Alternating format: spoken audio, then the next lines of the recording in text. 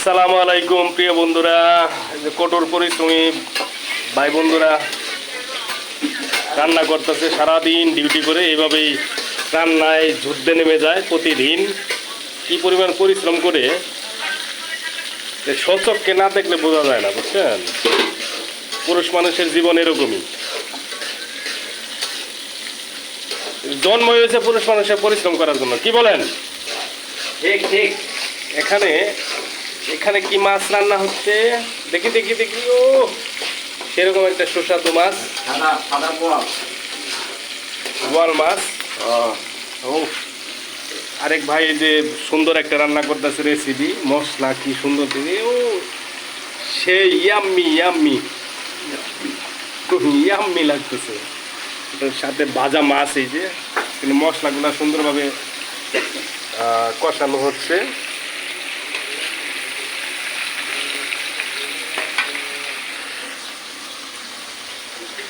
এখানে কি রান্না হচ্ছে? এখানে এখানে কি? এখানে বেড়ার গোস্ত। ও এখানে লাউ দিয়ে, বেড়ার গোস্ত লাউ দিয়া। লাউ দিয়ে মাংস নাকি না আলু দিয়ে মাংস? আলু দিয়ে মাংস। আর সেই লাউ দিয়া বেড়া হয়েছে। সেই সেই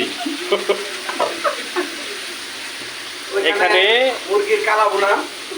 ও এখানে লাউ রান্না হচ্ছে, লাউ লাউ এখানে মুরগির কালা বোনা হচ্ছে। সেই লাগবে।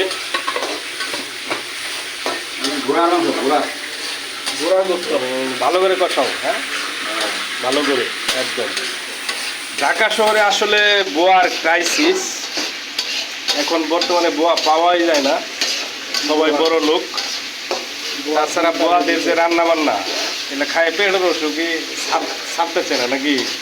পেটে গ্যাস ধরে জায়গা, পেটের সমস্যা হয়, স্বাস্থ্যের ক্ষতি হয়।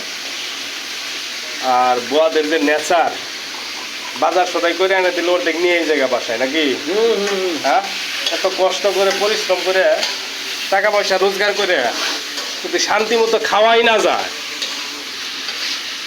তাহলে কষ্টের কোনো দাম নাই। তাই নিজেরা পরিশ্রম করে সারাদিন ডিউটি করে এসে প্রতিদিন এইভাবে রান্না বান্না করে খাওয়া হয়। সবাই আমাদের জন্য দোয়া করবেন, পরিশ্রমী পুরুষদের জন্য সবাই দোয়া করবেন।